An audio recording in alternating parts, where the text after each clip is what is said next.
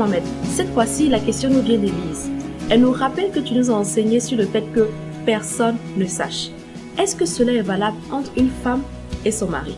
Elle continue également en me rappelant que tu nous as parlé des témoignages. Dans ce cas spécifique, elle aimerait savoir, lorsque le Seigneur est en train d'agir dans la vie d'une personne, à quel moment est-ce qu'il faudrait en rendre témoignage? Surtout lorsque l'événement n'est pas encore arrivé à son terme. Vous avez compris la question? Ça vous intéresse aussi? Amen. Voilà. Bon, pour ceux qui ne savent pas de quoi elle parlait, ce sur quoi elle s'appuyait, c'est un des messages qu'on a donné il y a quelque temps sur les 7 mises en garde. Amen. Jésus dit dans sa parole, souvent à ses disciples, il dit « Prenez garde, prenez garde ». Et par la grâce du Seigneur, on a pu répertorier 7 grandes mises en garde où Jésus dit à ses disciples particulièrement de faire attention. Parmi ces mises en garde, il y a une pour laquelle Jésus dit « Prenez garde que personne ne sache ». Et elle est récurrente dans la Bible, on la revoit plusieurs fois. Donc Jésus disait souvent aux gens « Ne dis pas, ne dis pas ». Que personne ne sache, ça veut dire « tais-toi ». Que personne ne sache, ça veut dire cette information-là, il ne faut pas la donner. Amen. Alors notre sœur pose la question de savoir, mais si je suis marié et j'ai une information, j'ai une révélation, j'ai quelque chose, dois-je forcément en parler à mon conjoint ou si je dois garder à quel moment est-ce que je peux lui en parler? Et dans ce même sens-là, toujours dans le même esprit de la question, mais on a parlé ces derniers temps du témoignage, il faut venir témoigner. Et quelquefois même, il faut témoigner. Ton miracle n'est pas encore arrivé, puis tu viens, tu témoignes de Dieu. Amen. Amen. Alors, il y a un ensemble de réponses à cette question qui vont se développer en vous au travers de l'enseignement que nous sommes en train de partager au rendez-vous des champions, à savoir la mentalité des champions. Amen. Amen.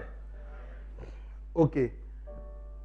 Pour répondre simplement à la question, vous savez, la Bible dit, sur moi très bien, c'est de l'abondance du cœur que la bouche parle.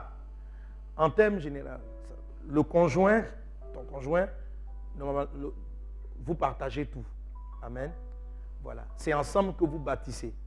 Voilà. Donc ton conjoint et toi, vous êtes considérés comme étant, parce que vous êtes mariés, une seule chair. Ce que tu as est à lui, ce qu'il a est à toi. Donc, c'est normal que vous puissiez partager vos idées, voir comment les mettre en œuvre, comment les planifier.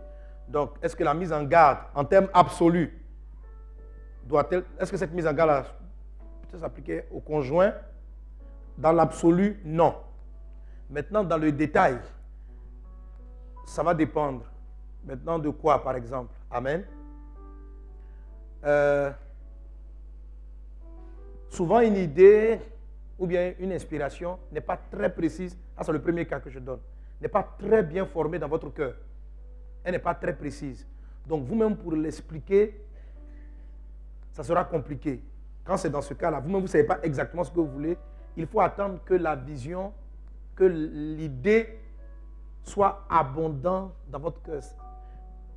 Je vous dis, quand le temps arrive de parler d'une chose, si vous savez être discret, vous allez sentir votre cœur va bouillir sur le sujet. Amen. Donc, pourquoi je dis ça? Quelquefois, si tu ne sais pas présenter le sujet, on peut, si tu veux l'expliquer par exemple, ah chérie, j'ai à cœur de commencer, je ressens dans mon cœur qu'il faut commencer une entreprise de vente de paille. Bon, si toi-même, tu n'as pas bien, je ne sais pas dire, pas entièrement contenu le sujet, mais la chose n'est pas très précise dans ton esprit, si c'est une idée qui vient de Dieu, par exemple, que tu exposes vite, lui-même ne comprenant pas bien ce que tu expliques, peut casser le projet qui peut venir de Dieu. Amen. Quelquefois, donc avant de pouvoir, le but n'est pas de lui cacher, mais le but est de pouvoir mieux comprendre soi-même l'idée qu'on reçoit de Dieu. Laissez Dieu nous donner plus de précision sur ce dont on veut parler. Amen. Sur ce dont on veut parler. Voilà. Et donc, dans ce sens-là, ça peut prendre un peu de temps. Juste le temps de comprendre moi-même et puis dire, bon, voilà, j'ai telle idée, j'ai tel projet, j'ai ceci, j'ai cela, j'ai ceci, j'ai cela. Amen. Amen. Voilà. Bon, il y a encore d'autres cas, mais peut-être que je ne vais pas les aborder ici. En l'occurrence, c'est un peu le cas de la maturité. C'est un peu comme... Est-ce que la personne est prête à comprendre la chose, la façon dont je vais l'expliquer? Amen. Voilà, quelquefois, une idée passe, une idée est comprise par votre conjoint, parce que vous-même, vous savez la présenter. Il faut savoir présenter le sujet. Il faut savoir présenter. Amen. Si par exemple, je viens devant le conjoint, je dis, on dit de tout te dire, je t'ai dit en même temps. Je me fais un commerce de pain. Dans ce sens-là, il ne se sent pas impliqué. Il ne se sent pas... C'est toi seul tu as réfléchi, toi seul tu as fini d'avoir ton idée, et puis tu viens le mettre sur les faits accomplis. Voilà. Parce qu'il ne partage pas. Je veux dire, tu n'as pas parlé au bon moment et tu n'as pas parlé comme il se fallait.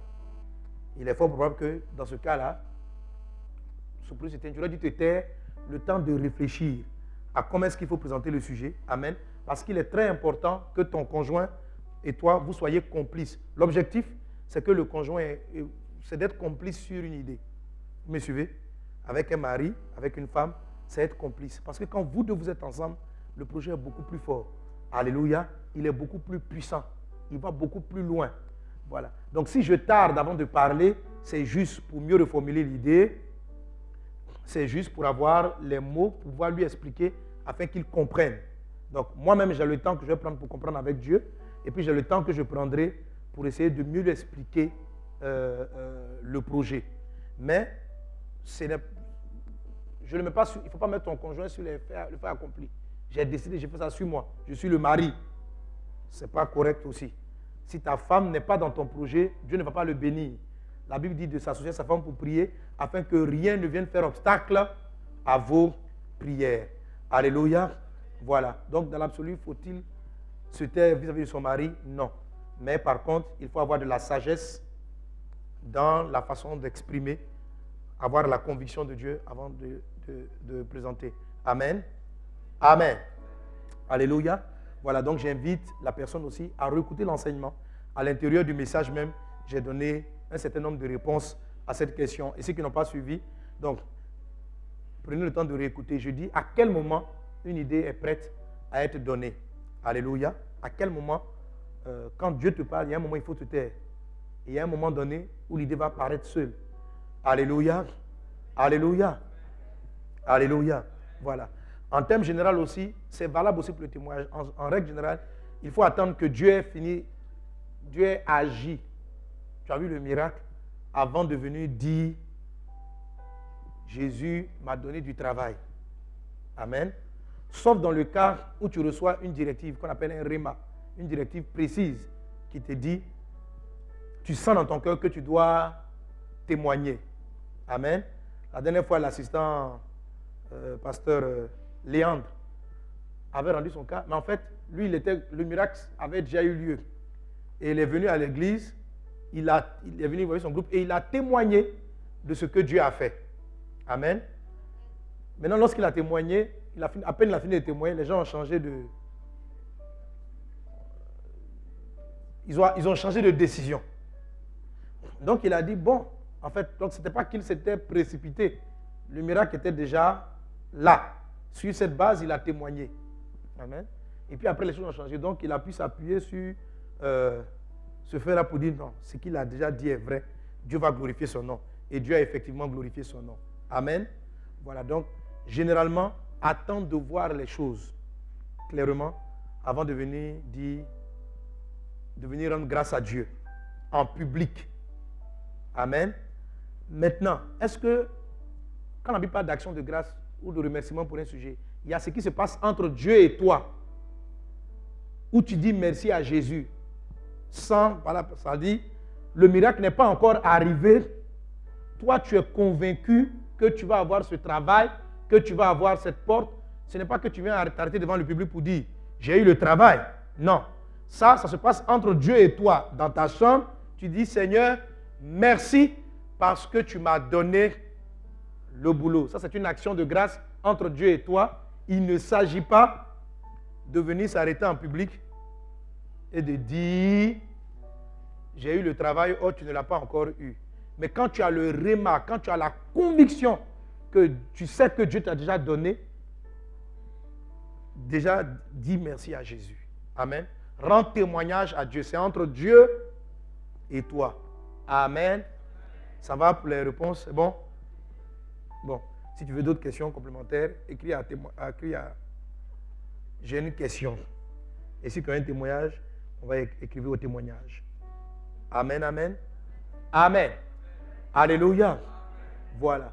Donc en tout cas, sachez contenir la langue. C'est très important. Sachez la maîtriser. Sachez partager. Sachez parler. Quand le temps arrive de partager avec votre conjoint, sachez lui parler. Sachez présenter la chose. Le but, c'est d'associer votre mari ou d'associer votre femme à un projet. Si vous savez lui parler, si vous savez associer la personne, le projet sera béni. Donc ce n'est pas de la rétention dans le but de cacher, c'est juste pour savoir présenter le sujet. Amen.